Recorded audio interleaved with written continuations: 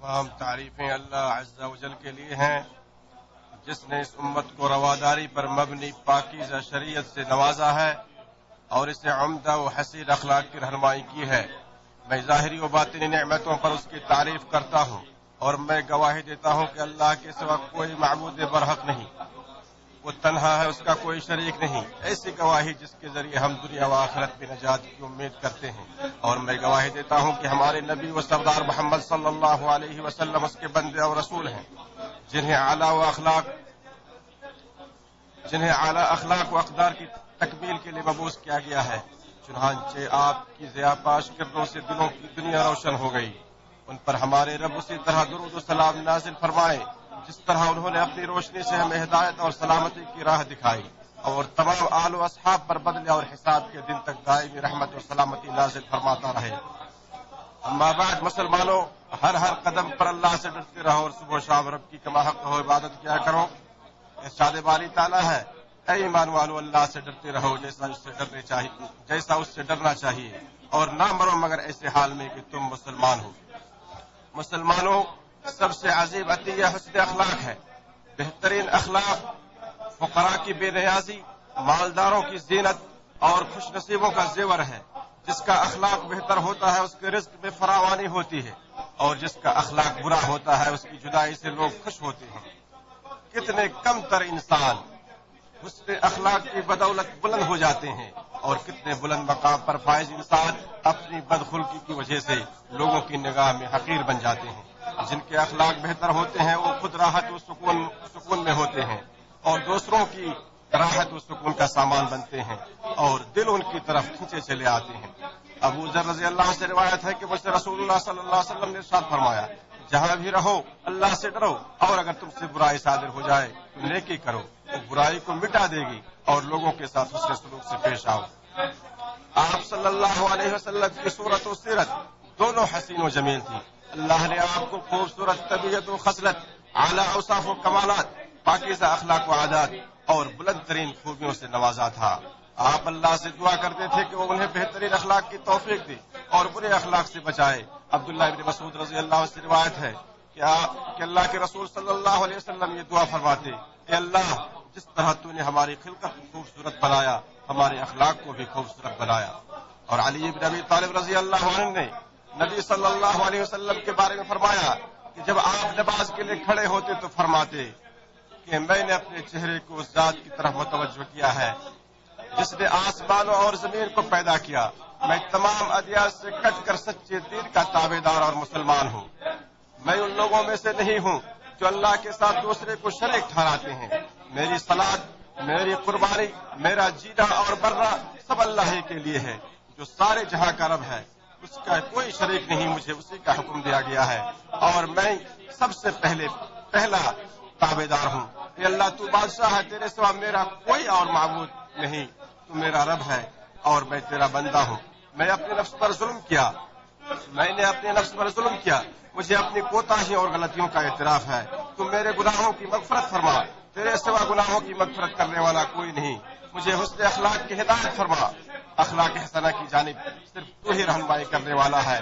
بری عادتوں اور بدخلقی کو مجھ سے دور کر دے، صرف تو ہی ان بری عادتوں کو دور کرنے والا ہے۔ میں حاضر ہوں، تیرے حکم کی تعمیل کے لیے حاضر ہوں۔ تمام بھلائیاں تیرے ہاتھ میں ہیں، تیری طرف برائی کی نسبت نہیں کی جا سکتی۔ میں تیرا ہوں اور میرا ٹھکانہ تیرے ہی طرف ہے۔ میں تجھ سے مغفرت طلب کرتا اور تیرے حضور توبہ کرتا ہوں۔ قرطبی فرماتے ہیں کہ اللہ نے اس سلسلے میں اپنے نبی کی دعا کو شرف قبولیت بخشا، چنانچہ آپ کے اندر وہ سارے اخلاقی کمالات اجرا کر دیے گئے جو اس کائنات میں مختلف لوگوں میں بٹے ہوئے تھے، یہاں تک کہ آپ کو اللہ نے یہ کہہ کر خطاب کیا کہ بے شک آپ بلند اخلاق پر فائز ہیں۔ شاعر کہتا ہے کہ اخلاق و کردار اس باغ کی مانند ہے جس سے نسیم سحر معطر ہوتی ہے اور پکے ہوئے تر و تازہ پھل برآمد ہوتے ہیں۔ ایک حکیم نے اپنے بیٹے سے کہا، اے میرے فرزند، ادب و تہذیب بہترین جائیداد، حسن اخلاق بہترین دوست، توفیق الہی بہترین رہنما، اور محنت و جفاکشی نفع بخش تجارت ہے، اور کوئی بھی مال عقل سے زیادہ فائدہ مند نہیں، کوئی بھی مددگار نیک مشورے سے زیادہ بھروسے مند نہیں۔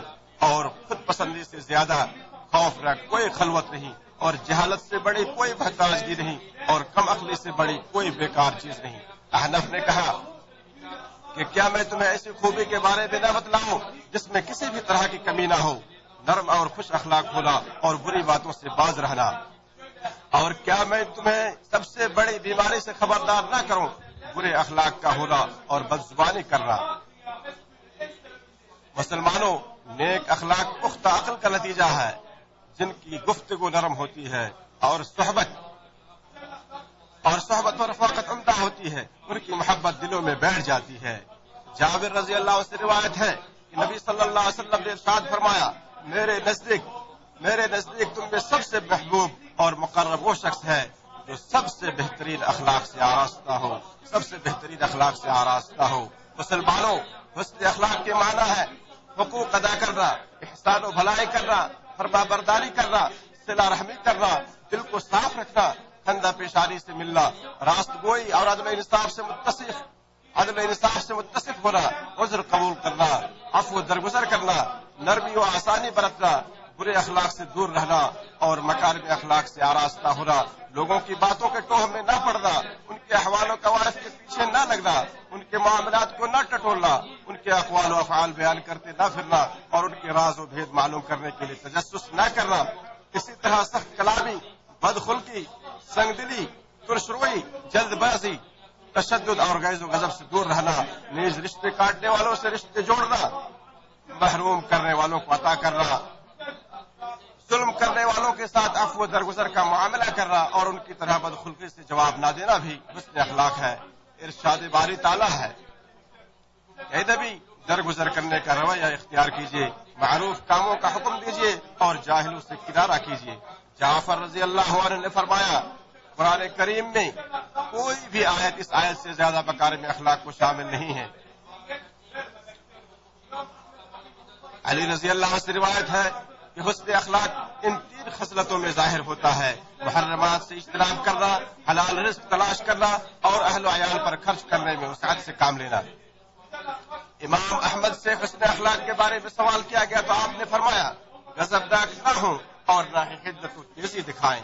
قاضی ایاز رحمہ اللہ فرماتے ہیں کہ حسن اخلاق کے معنی ہے لوگوں کے ساتھ حسن سلوک کرنا، ان کے سامنے مسکرانا، محبت اور الفت کا اظہار کرنا، شفقت و ہمدردی سے پیش آنا، ان کی اذیت کو برداشت کرنا، حلم و بردباری کا مظاہرہ کرنا، ان کی طرف سے تکلیف دہ امور صادر ہونے پر صبر کا دامن تھامنا، کبر و گھمنڈ اور زبان درازی سے باز رہنا، سختی، غیظ و غضب سے دور رہنا اور ان کی غلطیوں کا مواخذہ نہ کرنا۔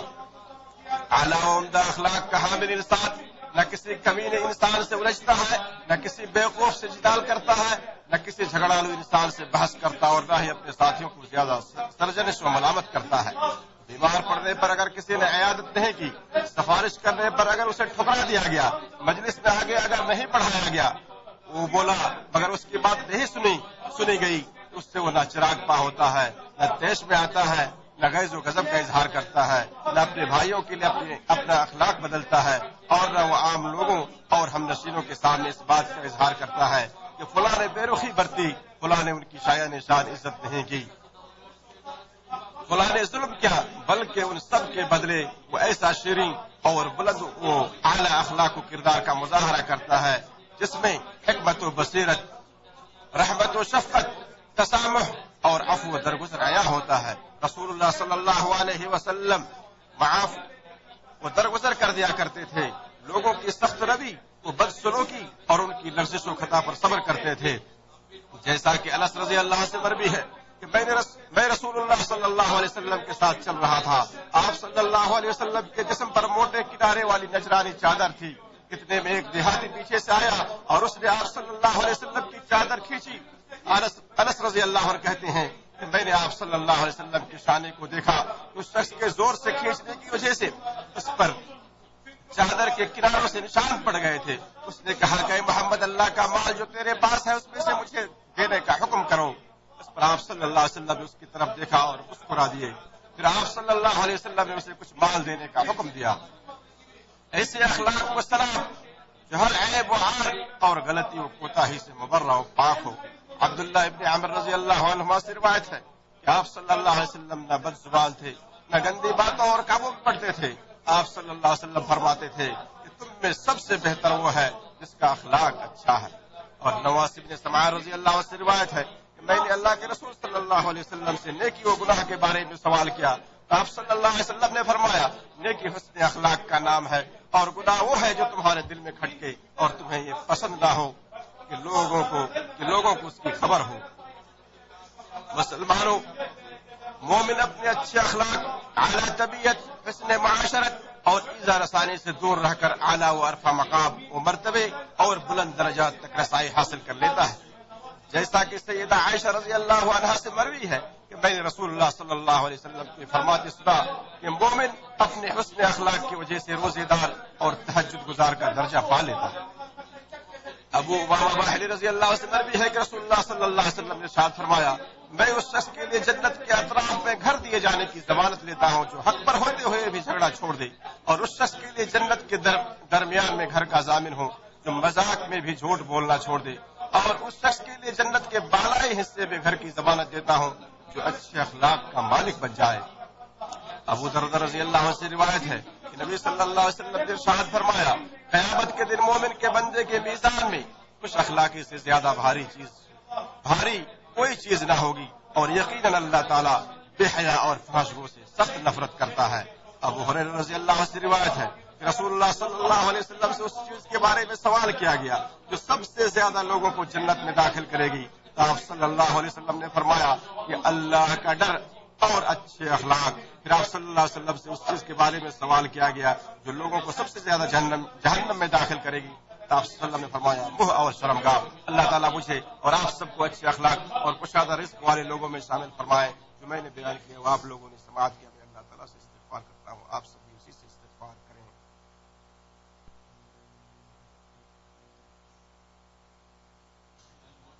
تمام تعریفیں اللہ کے لیے ہیں جو بھی اس کے لطف و کرم کی پناہ لیتا ہو اسے پناہ دیتا ہے. میں گواہی دیتا ہوں کہ اللہ کے علاوہ کوئی معبود برحق نہیں ہو، تنہا ہے، اس کا کوئی شریک نہیں. اور میں گواہی دیتا ہوں کہ ہمارے نبی و سردار محمد صلی اللہ علیہ وسلم اس کے بندے اور رسول ہیں. جو ان کی اتباع کرے گا وہ ہدایت یاب ہو جائے گا، اور جو ان کی نافرمانی کرے گا وہ گمراہ و برباد ہو جائے گا. اللہ ان پر اور ان کے ساتھیوں پر دائمی اور مسلسل رحمت و برکت نازل فرمائے. اے مسلمانوں، اللہ کا تقوی اختیار کرو، اس کی نگرانی کا احساس اپنے دل میں قائم رکھو، اس کی اطاعت و فرما برداری کرو اور اس کی نافرمانی نہ کرو.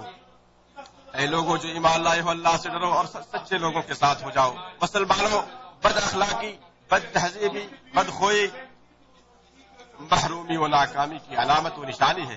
جس شخص کا اخلاق برا ہو، انتہائی متکبر ہو، عجب و خود پسندی کا شکار ہو اور اپنے سے کمتر کو حقیر سمجھتا ہو تو ایسے شخص کا مقام گر جاتا ہے. ندامت و رسوائی اس کا مقدر بن جاتی ہے، اس کی عزت و کرامت جاتی رہتی ہے.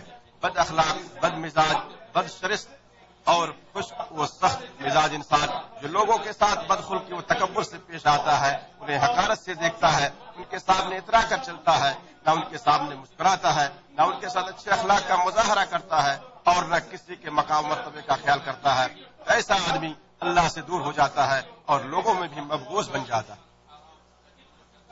عبد الرحمن ابن مہدی فرماتے ہیں کہ آدمی جس طرح حرام سے بچتا ہے ٹھیک اسی طرح اسے گھٹیا اخلاق سے بھی بچنا چاہیے. ابن حبان رحمہ اللہ فرماتے ہیں کہ بسا اوقات آدمی کے اندر بہت سی نیک خصلتیں ہوتی ہیں لیکن اس کی ایک بری خصلت ساری نیک خصلتوں کو برباد کر دیتی ہے. مسلمانوں، اخلاق فطری اور جبلی شے ہے لیکن اسے خوش اخلاقی کے اظہار، سعی و کوشش اور ریاضت و مجاہدہ کے ذریعے اکتساب بھی کیا جاتا ہے. لوگوں کے ساتھ اختلاط و معاشرت اور ہم نشینی کے ذریعے اسے حاصل بھی کیا جاتا ہے اور تہذیب و اصلاح کے ذریعے اس کا خوگر بنا جا سکتا ہے، یہاں تک کہ وہ چیز مستقل طبیعت و عادت بن جاتی ہے. شاعر کہتا ہے میں پوری رغبت سے شریف بننے کی کوشش کرتا ہوں اور جو بھی شرف و کرم کے اوصاف کو شمار کرے گا وہ میری اس عادت، وہ میرے والد کی تربیت جیسی تربیت کا خواہاں ہوگا، اور جس کی تعلیم و تربیت نہ کی گئی ہو وہ حقیقت اخلاق سے نابلد ہوتا ہے. ابو سعید خدری رضی اللہ عنہ سے روایت ہے کہ نبی صلی اللہ علیہ وسلم نے ارشاد فرمایا جو شخص سوال کرنے سے بچنے کی کوشش کرتا ہے اللہ تعالیٰ بھی اسے سوال کرنے سے محفوظ رکھتا ہے، اور جو شخص صبر کرنے کی کوشش کرتا ہے اللہ تعالیٰ بھی اسے صبر عطا کرتا ہے، اور جو شخص بے نیاز ہونے کی کوشش کرتا ہے اللہ تعالیٰ اسے بے نیاز کر دیتا ہے۔ کسی شاعر نے کہا ہے کہ شریف بننے کی ضرور کوشش کرو تاکہ بہترین اخلاق کے تم عادی بن جاؤ، کیونکہ کوئی بھی شریف انسان کوشش کے بغیر شریف نہیں بنتا۔ اس سے ان لوگوں کا قول بالکل غلط ثابت ہو جاتا ہے جو کہتے ہیں کہ مزاج و طبیعت میں کوئی تبدیلی نہیں آ سکتی۔ اگر اخلاق و عادات کو ایسے ہی چھوڑ دیا جائے اور انہیں سنوارنے یا ان کی اصلاح کی کوشش نہ کی جائے تو پھر یہ نتیجہ ہوگا کہ ہر شخص اپنے اخلاق و عادات پر پروان چڑھے گا اور وہ پوری زندگی برے اخلاق کا حامل بن کر رہ جائے گا۔ غلط رویے، برے اخلاق اور کبھی عادتوں میں تبدیلی لانا انسان کے لیے ممکن ہے، لہذا لوگوں اچھے وہ بلند و بالا اخلاق اپنانے کی کوشش کرو اور کم تر وہ برے اخلاق سے دور رہو۔ رہبر کورین شفیع الورا احمد مصطفیٰ پر درود و سلام بھیجو، جو ان پر 1 مرتبہ درود بھیجے گا اللہ اس پر 10 مرتبہ رحمت بھیجے گا۔ اے اللہ ہمارے نبی سردار محمد پر رحمت و سلامتی نازل فرما، جنہوں نے رحمت و ثواب کی خوشخبری سنائی اور عقاب و سزا سے ڈرایا، جو حساب و کتاب کے دن سفارش کریں گے اور ان کی سفارش قبول ہوگی۔ اے اللہ خلفائے راشدین ابوبکر عمر عثمان اور علی سے راضی ہو جا، جو ہدایت یافتہ اور بڑی عزت و شرف والے تھے۔ اسی طرح آپ صلی اللہ علیہ وسلم کی اعلیٰ اور دیگر صحابہ کرام سے راضی ہو جا اور ان کے ساتھ ساتھ ہم سے بھی راضی ہو جا۔ اے عطا و بخشش کرنے والے، اے اللہ اسلام اور مسلمانوں کو غلبہ و عزت عطا کر، شرک اور مشرکوں کو ذلیل رسوا کر دے، دشمنان دین کو نیست و نابود کر دے۔ ہمارے ملک سعودی عرب اور تمام مسلم ممالک کی مکاروں اور چال بازوں کے مکر و فریب سے اور حاسدین اور بدخواہوں کے حقد و حسد سے حفاظت فرما یا رب العالمین۔ ہمارے فوجیوں کی حفاظت فرما، ہمارے سرحدوں کی حفاظت فرما۔ اے اللہ ہمیں جو بیمار ہیں انہیں شفا دے، جو مصیبت زدہ ہے ان کی مصیبت دور فرما، جو وفات پا گئے ہیں ان پر رحم کر یا کریم یا عظیم۔ اے اللہ فلسطین میں ہمارے بھائیوں کی تنگی کو خوشادی میں بدل دے، انہیں ہر طرح کی پریشانی سے نکال دے اور ہر بلا سے نجات دے۔ اے اللہ تو ہمارا معبود ہے، تو ہی ہماری پناہ گاہ ہے، تجھ پر ہم توکل کرتے ہیں، ان کی ہر مصیبت و پریشانی کو دور کر دے، ان کی عزت و آبرو اور جانوں کی حفاظت کر، انہیں ان کے دشمنوں پر غالب کر دے جو تیرے بھی دشمن ہیں۔ اے دعا قبول کرنے والا، اے اللہ مسجد اقصی کو یہودیوں کی نجاست سے پاک کر جو اس پر ناجائز طریقے سے قابض ہیں۔ اے اللہ مسجد اقصی کو یہودیوں کی نجاست سے پاک کر جو اس پر ناجائز طریقے سے قابض ہیں۔ اے اللہ ہماری دعا کو قبول فرما اور ہماری پکار کو سن لے یا کریم یا عظیم یا رحیم۔